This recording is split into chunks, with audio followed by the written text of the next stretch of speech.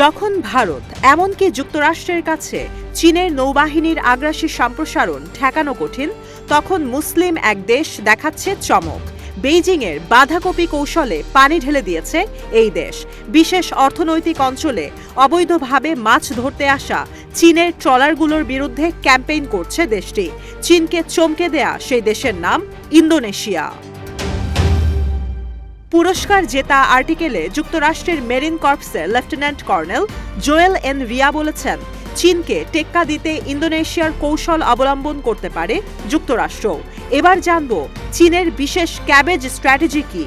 দ্বীপাঞ্চল নিয়ন্ত্রণে নিতে এটি চীনের লিবারেশন আর্মির একটি কৌশল। একটি দ্বীপের চারপাশ নৌবাহিনীর জাহাজ, কোস্ট গার্ডের জাহাজ, মাছ ধরার ট্রলার দিয়ে ঘিরে ফেলে বেইজিং, যেন দ্বীপটি বাইরের জগৎ থেকে পুরোপুরি বিচ্ছিন্ন হয়ে যায়।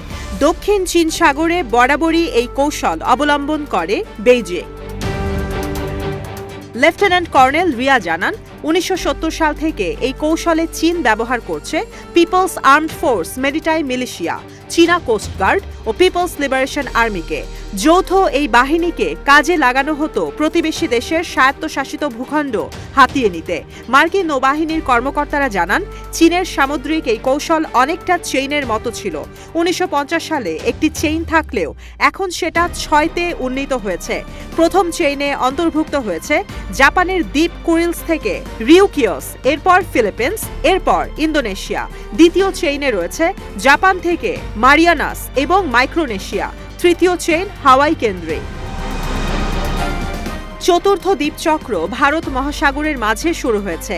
এই চেইনে প্রকাশ পায় পাকিস্তানের গোয়াদর আর শ্রীলঙ্কার হাম্বন টোটা দিয়ে ভারতকে টেক্কা দেওয়ার কৌশল। পঞ্চম দ্বীপচক্র ছড়িয়েছে জিবুতিতে চীনের দোরেলা ঘাঁটিতে।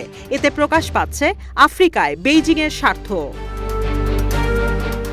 লেফটেন্যান্ট কর্নেল জোয়েল রিয়া বলেন, এশিয়ায় যুক্তরাষ্ট্রের বন্ধু প্রতিম দেশগুলোর সমুদ্র সীমা কাজে লাগিয়ে ওয়াশিংটন শত্রুপক্ষের ছোট নৌযান ধ্বংস করতে পারে। আন্তর্জাতিক নিয়মনীতি মেনে মাছ ধরার নৌকা চলতে থাকলেও নিজেদের ভূখণ্ড রক্ষার স্বার্থে এই কাজ চীনের প্রতিবেশী দেশ করতে পারে, যেন চীন আধিপত্য আর বাড়ানোর চিন্তা না করে।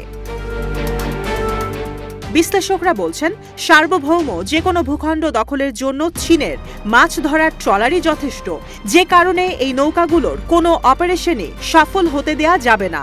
প্রয়োজনে ধ্বংস করে ফেলতে হবে। এই পথেই হাঁটছে জাকার্তা।